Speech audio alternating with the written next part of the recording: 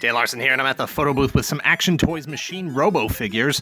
For those that don't know the whole story, Machine Robo was the line of figures that were imported and rebranded as GoBots back in the 80s. While GoBots ended, Machine Robo continued on in Japan, basically. Not to the degree of Transformers, but it's had its share of reboots and shelf presence over the last 30 years. 2 years ago, Action Toys launched an all-new line of GoBots with modern engineering, shown here. If this was, they're not called GoBots, called Machine Robo. If this was Transformers, they would basically be like deluxe class in terms of size. For comparison, here is deluxe, trigger happy, to give you a sense how big they are. But they're more complex in terms of their transformation than just a regular deluxe. And you know what? Here's speaking of more complicated transformations. Here's MP Soundwave also for comparison. These aren't like the old school GoBots. They aren't simple, quick changes, and you have to be careful with them. And honestly, for me, just like the few Masterpiece Transformers I own, I like knowing that they can change forms, but I rarely do change them. I really just like them as posable figures. That's the part that was always lacking back in the day for both Transformers and GoBots. All the figures have some die-cast parts and delicate plastic tabs that, if forced, will break. They are designed more for adult collectors than younger hands. They all come with these modular stands. There's one per figure here that you can display them on them. They can be connected or rearranged for a larger stand, but I like them just like this. There's 8 total figures currently in the line. I only have these 5. I'm missing the drill guy, the Blackbird, and the cement mixer. Every one of these so far is just an absolutely gorgeous figure with a ton of posability. I think you can still get most of these at various online retailers. I think they run around 40 to 50 bucks. I don't know why Psykill is so much smaller than the others, but perhaps that's why this happened. This is the real reason we're here today, and full disclosure, Action Toys sent this Bike Robo DX to me for free. However, the opinions expressed here are my own. Nobody is paying for this review, and no one has reviewed this content before it was uploaded. Let's take a quick walk back through history, shall we? I'm going to slide these guys out of the way.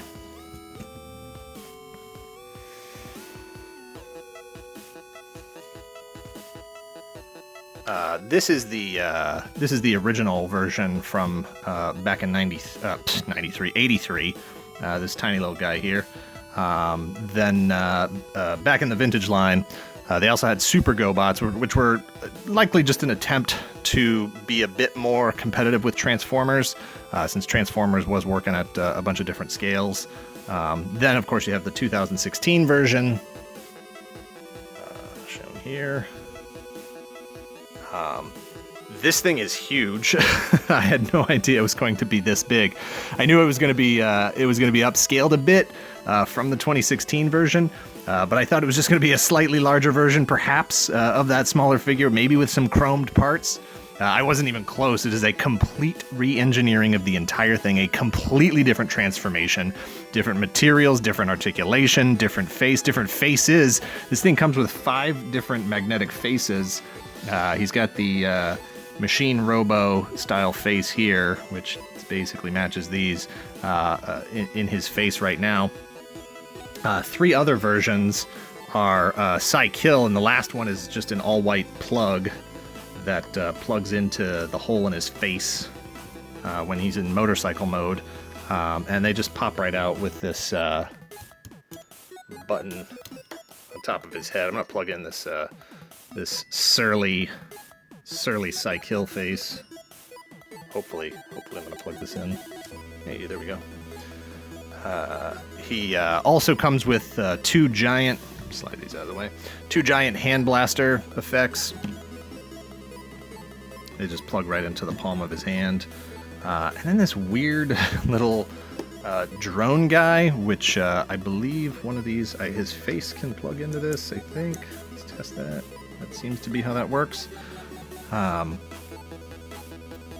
don't know anything about that, so I'm not up on my GoBots or my Machine Robo, I guess. So you have to let me know in the comments what if this is a thing that I should have known about. He's got rubber tires that are also magnetic on both ends of the axles. so that they won't fall out of the shoulder holes. He's even got articulated fingers, which I'm not sure if you can see these here, but his thumb, his index finger, and then his middle finger and sort of ring finger are all kind of attached.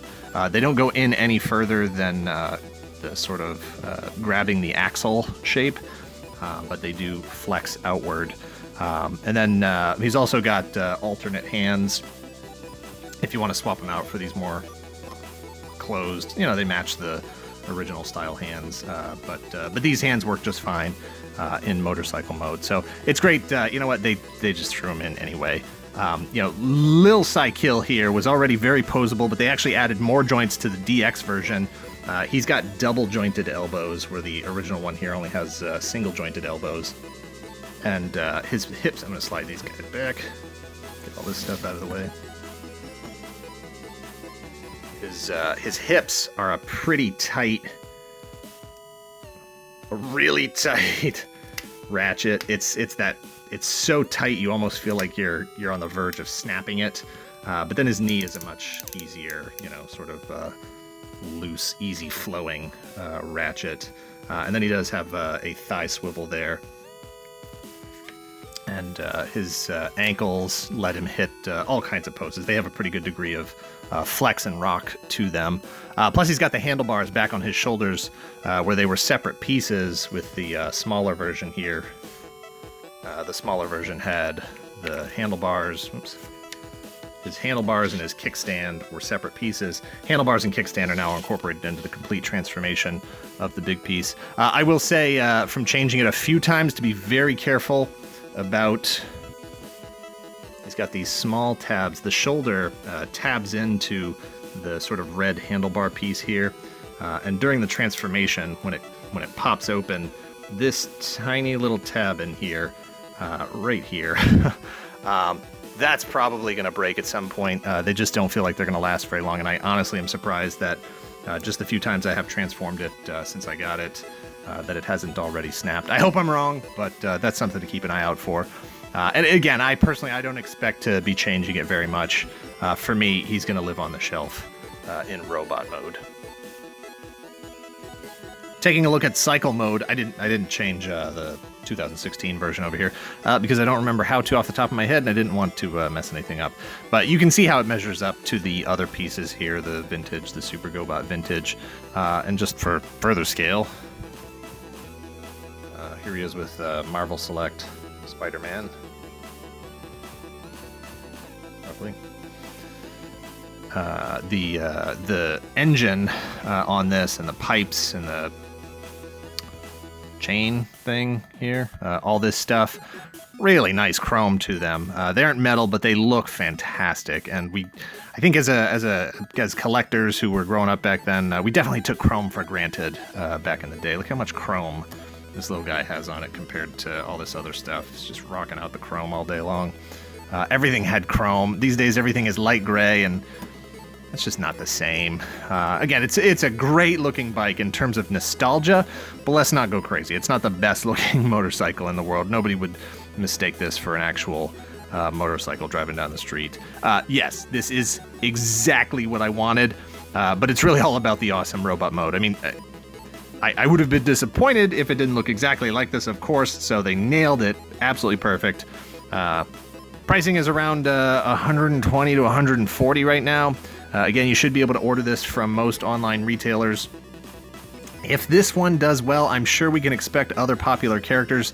I would have to think that Eagle Robo, aka Leader 1, would be next, although there's no guarantee on that, of course. If they go in order of the same order that they went with on the smaller Machine Robo figures, they did Bike Robo first, then the Drill Guy that I don't have, then Eagle Robo / Leader 1. No idea what that release plan is. Hopefully they won't do more than 2 of these a year at this price point, especially for collectors who are trying to keep up with the smaller scale figures as well, and potentially collect on other things.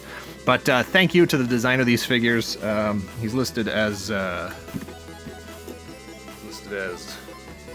Lou K from Awakened Studios on the box here. Thank you, Lou, for sending those out.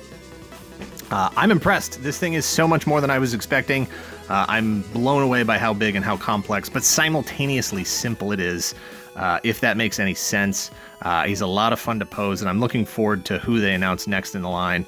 But thank you for watching. Hit like, hit subscribe. Let me know in the comments if you plan on picking up DX Cykill here, or any of the smaller figures in the smaller line, or if you already have.